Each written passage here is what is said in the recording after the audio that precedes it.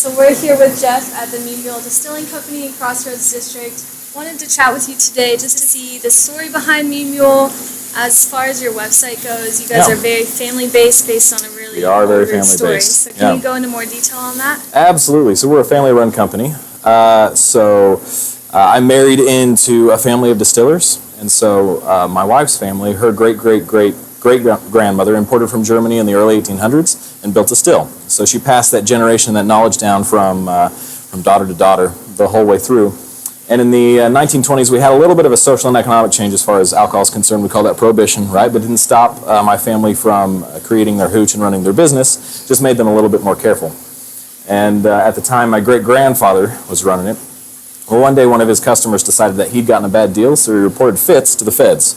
So here come these two revenuers up the long driveway to the farmhouse, going to take Fitz to jail, and all 12 kids were out on the front porch crying, and they knew Dad was going to jail. Well, Fitz, being a very fast man, ran, and they couldn't catch him. So these two revenuers decided they're just going to find the operation, shut it down. So they find this building on the back of the property, and it's not their first time. They know it's in there, right? What they didn't know is that Fitz, being a very careful guy, had built a false floor, and then underneath the floor he had his operation.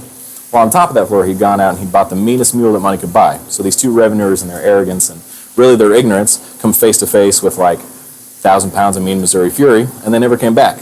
So we're called the Mean Mule Distilling Company because on that day only one thing could save 5 generations of distilling tradition. Oh my goodness. That was quite the story.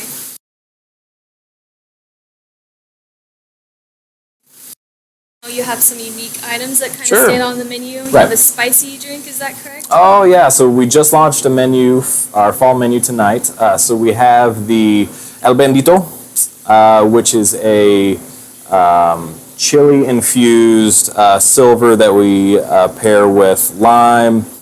We have our Sleepy Hollow, which has a touch of pumpkin simple in it and some coconut milk, a little bit of lime, and it's absolutely beautiful. We have our Country Roads, which is an apple cider-based drink with our Mean Mule Silver. And then we also have a sangria that we use with our spirit as well on the menu. Some wonderful drinks. And you just switched over to the fall menu, and obviously you have to be kind of favorable of all the drinks, but do you have a favorite that really stands out? El Bandito.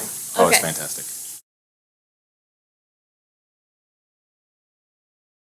This year into the next, there's been a lot of things going on, and you guys went straight to being able to deliver. How was that transition for you all? You know, we were blown away at just the people that gathered around us, and just we're immensely thankful because ultimately without the support of the people in Kansas City that ordered from us, we wouldn't be around today.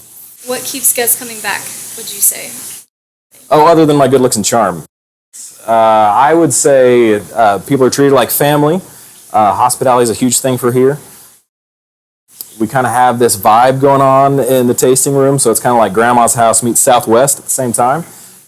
Love it. That's why we have the big Persian couch and the green chairs, or the big Persian rug, rather, and then we have the blue Chesterfield as well, and the rest of it's like the Southwest theme, so we're using like lighter colored woods, sharp angles, and it's absolutely beautiful. So that's what keeps people coming back is, the high quality product that we serve at an affordable price, as well as hospitality and the vibe. I agree with you. You walk in, it's definitely very comfortable, very inviting, definitely different than other places, so that definitely catches the eye. So moving forward, is there something that you need guests to know? Like, why do they need to come to Mean Mule over anywhere else? Right. So we're the only producer of agave spirits in the Midwest. We're the largest producer of agave spirits in the United States.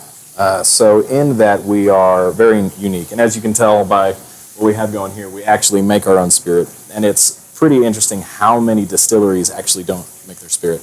They just order spirit from a larger distillery and then rebrand it as their own. Well, thank you so much for your time. Is Absolutely. there anything else that you want our guests to know? about future promotions coming up or anything coming this year Sure. that we can get excited about? Yeah, come down, try the new cocktail list. That's a ton of fun. Yeah, that's pretty much the promotion. Yeah, We're always there we go. doing like new cocktail kits, which is a ton of fun. So we release a new cocktail kit every say 2 weeks. And that's something that the guests can take home. They can order online. That's Awesome. And we can find you on socials. You guys are pretty prevalent on Instagram, Yeah. Facebook. Is there anywhere else we can find you besides those 2 main spots? Our website, meanmuledistilling.co. Awesome. Well, thank you, Jeff, for your time. Absolutely. Really appreciate you. Thank you.